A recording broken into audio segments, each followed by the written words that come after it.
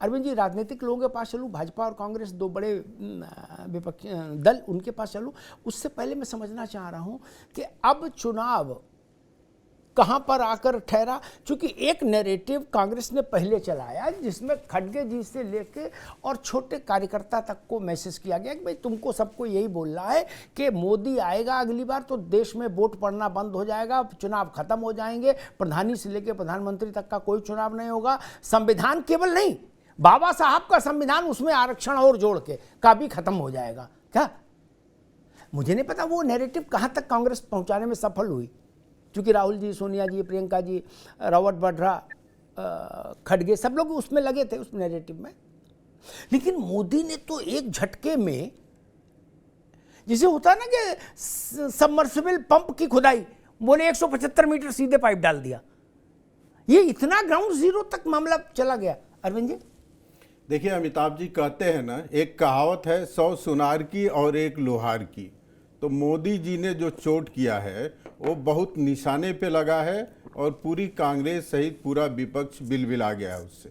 और अब इनके द्वारा आरोप लगाया जा रहा है कि प्रधानमंत्री के द्वारा तथ्यहीन बातें कही गई है। अब प्रत्यक्षम किम प्रमाणम, मनमोहन सिंह जी का जो बयान है उसको कोई कैसे झुठला सकता है? वो तो सार्वजनिक प्लेटफॉर्म पे अवेलेबल हैं, जिसमें आदरणीय मनमोहन सिंह जी कहते हैं कि हम सुनिश्चित करेंगे कि संसाधनों पे विशेष हक अल्पसंख्यकों का हो और उसमें भी विशेषकर मुसलमानों का। इसको कौन झुठलाएगा? और कांग्रेस ने अभी जो घोषणा पत्र जारी किया है उसमें ये बात कहा गया है कि संपत्तियों का हम मूल्यांकन कराएंगे और जो जिनके पास नहीं है उन तक हम पहुंचाएंगे। तो आपका पहले ये वादा है कि पहला हक मुसलमानों को होगा और दूसरा आपने अपने घोषणा पत्र में रख दिया कि लोगों के संपत्तियों का मूल्यांकन कराएंगे। तो मोदी जी ने जो बोला वो तीर निशाने पर लग गई है। अब मैं दूसरी बात कहना चाहता हूँ, कांग्रेस के मित्र और जो ये मीडिया वामपंथी हमारे मित्र हैं, दिन प्रतिदिन आरोप लगाते थे कि अब अगला जो चुनाव नहीं होगा, मोदी जीत गए। तो मैं पूछना चाहता हूं कि ये कहाँ, कब मोदी ने कहा है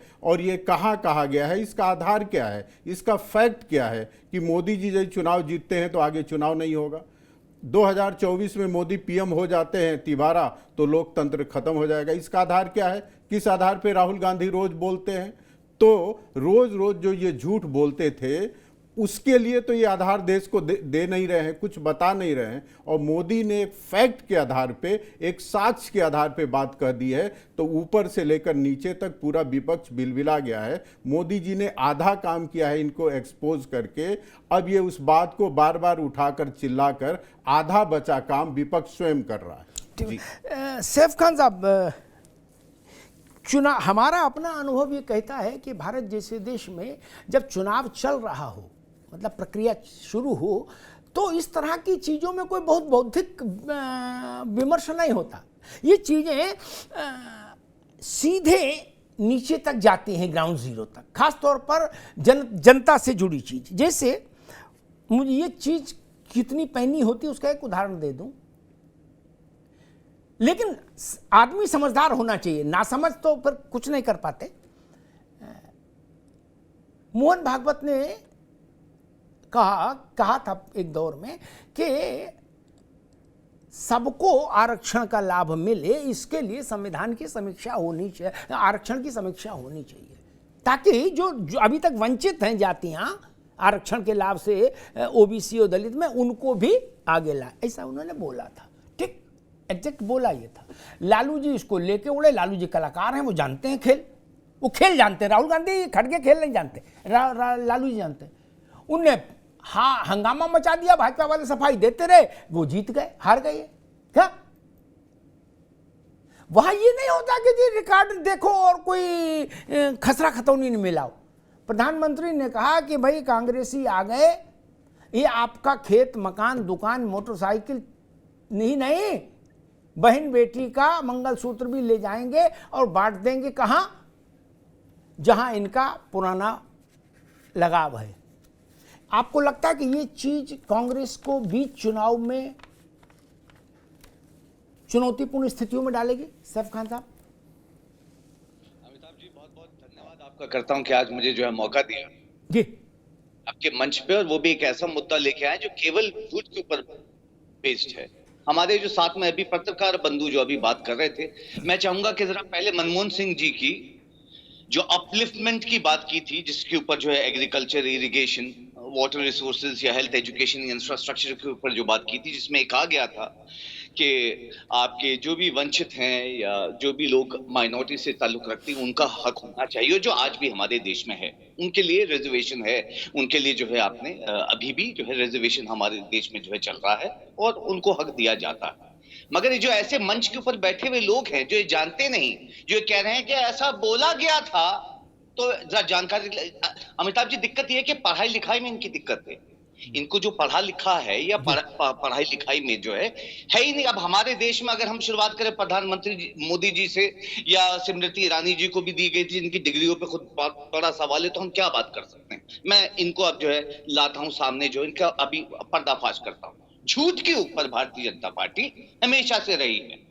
15-15 लाख रुपए, bullet train, smart cities, free wifi, 2 crore job दी जाएंगे, अच्छे दिन 50% मूल समर्थन जो है किसानों को देंगे, उसके बाद जो हल्फनामा जमा कर दिया, ये सब झूठ बेसिस के ऊपर जो है फिर आए। पहली पोलिंग खत्म होने के बाद भारतीय जनता पार्टी को अच्छी तरीके से पता चल गया कि सुपड़ा जो है वो साफ होने वाला है, तो झूठ तो बोलना ही था। और पहला ऐसा देश में प्रधानमंत्री होगा जिसको झूठ बोलने की इतनी आदत है कि फिर एक जुमला जो है वो सामने पेश करके जो है दिया है। जो दिसंबर 9, 2006 की मनमोहन सिंह जी की स्पीच थी, वो चाहे भारतीय जनता पार्टी के अब ये प्रतिनिधि जो बैठी हैं या उनके एक और प्रतिनिधि जो छुपे हुए बैठे हैं, वो जो है एक बार मैं आपके चैनल से गुजारिश करूंगा कि जरा आपके चैनल पे चलवा दीजिए वो स्पीच, कि देश के सामने जो है मैसेज ये सामने चला जाए। ऐसे झूठ बोलने से कुछ नहीं होगा। ठीक, कोई दिक्कत नहीं। ठीक है सर, मैं दोबारा में ठीक आप लेटेस्ट रिपोर्ट आई, एक सेकंड सीएसटीसी की रिपोर्ट आई जिसमें बताया गया कि मेजर इस वक्त जो देश में चुनाव हो रहा है वो हो रहा है अनएम्प्लॉयमेंट पे, प्राइस राइस पे, जो महंगाई बढ़ाई हुई है इस पे तकरीबन 60 से 65% के करीब जो है लोग जो है इसी के ऊपर ठीक है सेब भाई, ठीक है, ठीक ठीक। सेब भाई को मैंने निर्विघ्न बोलने इसीलिए दिया कि वो नाराज ना हो, और मैं कम से कम इस पाप का भागीदार नहीं बन सकता कि अभिव्यक्ति की आज़ादी पर कहीं राई रत्ती कटौती करूं ना। मेरे लिए भाजपा, सपा, बसपा, कांग्रेस, लालू यादव की पार्टी और इवन शिबू सोरेन की पार्टी भी बराबर, वो हो उनका भी स्वागत, कोई समस्या नहीं। मैं तो एक बात कहता हूँ, नीचे आ रहा हूँ, मनमोहन सिंह ने क्या कहा, अंग्रेजी में बोलते हैं, वैसे देश नहीं समझ रहा, ना गुड्डू पान वाला समझ रहा, ना पप्पू पंचर वाला समझ रहा, जिसके लिए बोले वो भी नहीं समझ रहा, और जिसके खिलाफ बात कही वो भी नहीं समझ रहा। तो मनमोहन सिंह जी को तो संदेह का लाभ मिलता रहा, भले आदमी थे, उन्हें मेरा प्रणाम। आदमी भले थे, इसमें कोई शक नहीं, आदमी भले थे, योग्य थे, भले थे, लेकिन योग्य प्रधानमंत्री पद के लिए नहीं थे, वो योग्य थे नीतियों को बना, प्रधानमंत्री के साथ खड़े होकर नीतियां बनाए। नरसिंह राव जी के साथ जितने समय वो वित्त मंत्री रहे, उनका सबसे ज्यादा योगदान तब रहा देश में। खैर, कांग्रेस अगर मान रही कि फर्जी झूठ बोला, तो काहे को हंगामा, खड़गे जी काहे को मैदान में तलवार लेके आए हैं, बोले हम प्रधानमंत्री घर जाएंगे किताबियां लेके क्या, और उनको देंगे कोई सुंदरकांड, कहे कि वहां जाकर पाठ करोगे। छोड़ो, जब झूठे बोल रहे हैं, कोई लेने देना नहीं, छोड़ दो। और मैं कहता हूं, देश में नपने दो नहीं होंगे। मैं बहस में नहीं जा रहा मनमोहन सिंह क्या बोले, मनमोहन सिंह की बोला किसने सुना, राहुल गांधी ने नहीं सुना तो देश क्या सुनेगा, छोड़ो उस बात को।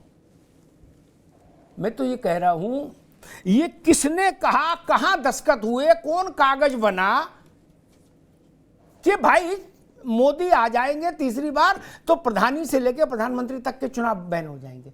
ये एक खड़गे से लेके और रॉबर्ट वाड्रा तक सब बोल रहे हैं, क्योंकि रॉबर्ट को भी चुनाव लड़ना है, वो भी कह रहे हैं, मेरे पास देश भर से मैसेज आ रहे हैं कि रॉबर्ट वाड्रा आगे बढ़ो, हम तुम्हारे साथ हैं। तो मसला ये, किसी ने बोला ऐसा, कोई माइकल लाल कर सकता है ऐसा, इंदिरा गांधी नहीं कर पाई, बाकी क्या उनका क्या करेगा, उनने भी कोशिश की थी, नहीं कर पाई ना। आपने भी एक नैरेटिव चलाया, अब जितना चला आपका मुकद्दर, चला नहीं चला आप जानो, लेकिन चलाया तो आपने हर जगह कि मैं कह रहा हूं, मुझे खड़गे जी की स्पीच याद है, मैं बता रहा हूं, गारंटी दे रहा हूं आपको, दोबारा वोट नहीं डाल पाओगे, अगर हमें वोट नहीं दिया तो फिर कभी वोट नहीं दे पाओगे। कहा ना तो ये चुनाव है मेरे दोस्त, इसमें दिल पे क्यों ले रहे हो? आपके पास जो तर्कश में तीर था आपने चला, उनके पास था उन्होंने चल दिया, आपको इसमें क्या लड़ना? तीर दोनों ने चले, जिसमें जितनी समझदारी थी हो गई। खैर, ऋचा सिंह, आज मैं देख रहा था कि प्रधानमंत्री ने अलीगढ़ में भी इस बात को दोहराया। इसका मतलब Bharatiya Janata party rank and file पर इस बात पर टिकी है, और इसको एक और एलिबोरेट किया गृह मंत्री अमित शाह ने। आज उन्होंने इसमें एक और एंगल जोड़ा, वो एंगल थोड़ा और खतरनाक है। उन्होंने जोड़ा कि भाई कांग्रेस आई तो इसकी नजर हिंदू मठ मंदिरों की संपत्ति पर भी होगी, और वो हिंदू मठ मंदिरों की संपत्ति को अपने कब्जे में लेके उनको बांटेगी, उनको सेम है जो मोदी जी ने कहा वो इधर से। ऋचा सिंह जी। आदरणीय अमिताभ सर जी, मैं आपसे स्पष्ट रूप से कहना चाहती हूँ कि आदरणीय प्रधानमंत्री मोदी जी ने कांग्रेस और राहुल गांधी की जो विभाजनकारी सोच है, जो इस देश में ध्रुवीकरण करने की सोच है, इसका पर्दाफाश देश के सामने किया है। पहले मैं उसकी बात कर लेती हूँ जो जहां से आपने शुरू किया। मनमोहन सिंह जी की बात हम लोग बात नहीं करेंगे। राहुल गांधी जी कहते हैं कि इस देश की संपत्ति का समान बंटवारा होगा। मैं राहुल गांधी जी को बताना चाहती हूँ कि देश के संपत्ति के सामान्य बंटवारे की बात तो संविधान भी नहीं कहता है, कॉन्स्टिट्यूशन में भी इस बात का कहीं जिक्र नहीं किया गया है कि देश की संपत्ति का सामान्य बंटवारा होगा, क्योंकि राहुल गांधी जी माओवादी सोच से प्रभावित है और माओवादी सोच से ग्रसित है, और राहुल गांधी जी को ये नहीं मालूम है। एक मिनट ना, माओवादी लिखा पढ़ी भाषण में ज्यादा बातें करते हैं, वो भी हम उनको भी जानते हैं क्या? वहां का ज्योति, अरे रुको भाई, ज्योति बसु के परिवार की संपत्ति और उनके लड़के की हैसियत, जादवपुर में वो लाल झंडा लिए घूम रहा जो उसके बराबर है। अरे हम सबको जानते हैं भैया जी जी, क्योंकि इनकी कथनी और करनी में पूरी तरीके से फर्क है। लेकिन राहुल गांधी जी ये भूल जाते हैं भाषण देते वक्त भी कि ये देश माओ और लेनिन का देश नहीं है, ये गांधी और पंडित दीनदयाल उपाध्याय जी का देश है। यहाँ राष्ट्रपिता गांधी जी को माना जाता है, पंडित दीनदयाल उपाध्याय जी की विचारधारा को माना जाता है, ये माओ और लेनिन का देश नहीं है। तो संपत्ति के सामान्य बंटवारे की बात, जो कि संविधान में भी कहीं उल्लेखित नहीं है, ये उसकी बात करते हैं और फिर कहते हैं कि हम संविधान को बचाएंगे, जबकि संविधान को खतरे में लाया है तो कांग्रेस ने लाया है। दूसरी महत्वपूर्ण नहीं, एक बात मैं समझ नहीं पा रहा, ये जो बात है कि मैं संपत्ति का एक को सामान्य वितरण करेंगे, इसमें क्या इसका मतलब है कि कमलनाथ के घर में दरोगा घुस के सब संपत्ति निकाल लाएगा और फिर छिंदवाड़ा चौराहे खड़े होकर बांटेगा? है जी, इसका स्पष्टीकरण गजब कर दिया। नहीं तो कमलनाथ ने जिंदगी भर कांग्रेस का झंडा इसीलिए उठाया था, ये दिन देखने के लिए। बताइए राम बाजू, राहुल जी का भी जो एफिडेविट है उसमें संपत्तियां हैं, गुड़गांव में भी हैं और जगह भी हैं, कॉमर्शियल कॉम्प्लेक्सेस में हैं, तो वो ऋचा सिंह को मिल जाएंगी क्या? नहीं ना, इस सैफ को मिल जाएंगी, सब भी मेरे दोस्त हैं, इन्हीं को मिल जाए तब भी मैं खुश हो जाऊं, लड्डू बांटू। प्रियंका गांधी का कारोबार है, क्या वो समान वितरण में एनएसयूआई के लड़कों को बट जाएगा? हाँ ऋचा बताइए। जी बिल्कुल, ये बहुत बड़ा सवाल है। और क्या गांधी परिवार की जो अकूत संपत्ति 5 दशक में भ्रष्टाचार से कमाई गई है, आखिर उसका वितरण आज तक राहुल गांधी जी ने क्यों नहीं किया? अब दूसरी महत्वपूर्ण बात है, ये कहते हैं कि हम देश के संसाधनों को जिसके पास है उसको लेकर उसका बंटवारा कर देंगे, या यहाँ तक कि ये सोने के असेसमेंट की भी बात करने की बात करते हैं। आदरणीय अमिताभ सर, इस देश की महिलाएं कैसे तिनका तिनका जोड़ के छोटी छोटी बचत करके सोना और चांदी को प्रिजर्व करती हैं। इस देश के आदिवासियों के पास चांदी का एक हिस्सा होता है, तो क्या ये सबके सोने और चांदी की राहुल गांधी जी महिलाओं की जासूसी कराएंगे? ये महिलाओं की जासूसी करा के जानेंगे कि किस महिला के पास कितना सोना, और उसको लेकर उसको जब्त करवा लेंगे और महिलाओं के मंगलसूत्र तक को ये देश के घुसपैठियों में बांट देंगे। ये स्पष्ट इनके विचारों से निकल कर आता है, जिसका उल्लेख इन्होंने अपने मैनिफेस्टो में किया। अच्छा, दूसरी बहुत महत्वपूर्ण बात है, अब आ जाए मनमोहन सिंह जी की बात पर। मनमोहन सिंह जी इस बात को कहते थे कि देश की संपत्ति पर पहला अधिकार, मैं बार बार कहती हूँ यहाँ अधिकार की बात नहीं हो रही है, पहले अधिकार की बात हो रही है। कहते हैं कि पहला अधिकार मुसलमानों का होगा। हमारा संविधान जो कि पंथ निरपेक्षता, मुझे अपनी बात पूरी कर लेने दीजिए सर जी, अभी नहीं। मुझे अपनी बात पूरी कर लेने जी। दीजिए। पंथ निरपेक्षता जो इस संविधान की, हमारे देश की मूल भावना में है, हमारी प्रस्तावना में दी हुई है, वो पंथ निरपेक्षता ये कहती है कि किसी भी आधार पे किसी तरीके का डिस्क्रिमिनेशन धर्म के आधार पर नहीं होगा। अब कांग्रेस सारी डिस्क्रिमिनेशन धर्म के आधार पर करनी चाहती है। वो कहती है कि पहला अधिकार जो है अल्पसंख्यकों का होगा, मुसलमानों का होगा, यानी कि ये तो अपने संविधान की मूल प्रस्तावना को भी नहीं मानते हैं। ठीक। ये संविधान के आर्टिकल 14 को भी जी। नहीं मानते जो समानता के अधिकार की बात करता है, और तो और ये आर्टिकल 44 को भी नहीं मानते जिसमें यूसीसी की बात की गई है। ठीक है ऋचा सिंह, ठीक है, ठीक है। अब अब एक मिनट रुक जाओ, एक मिनट रुक जाओ। देखो, ये संविधान की प्रस्तावना, आर्टिकल, संविधान सभा की बहस, ये सब ननकू और रज्जाक का विषय नहीं, सरकार वो चुनता है। ठीक। इंडिया इंटरनेशनल सेंटर में जो लोग ब्लैक कॉफी पी के चर्चा में मशगूल हैं, वो सरकार बना देंगे। उनके तो इतने भी वोट नहीं कि एक पार्षद भी जीत जाए कहीं से, मान लो सब भी मिलके वोट कर दो तो नहीं ना। सब भाई गलत तो नहीं करा, बात सब पर लागू है। वोट एटा इटावा फरुखाबाद का जो मजदूर है, किसान है, गरीब है, वो उसके वोट से सरकार आएगी। ठीक। वो क्या समझ रहा है, महत्वपूर्ण ये है, महत्वपूर्ण ये नहीं कि होनोलुलु में एक पत्र प्रकाशित हुआ था, उसमें ये लिखा था, न्यूयॉर्क टाइम्स ने ये लिखा और फलाने जी अंग्रेजी में बोले और ढिकाने जी ने फ्रेंच में बोला। इससे क्या मतलब भारत में?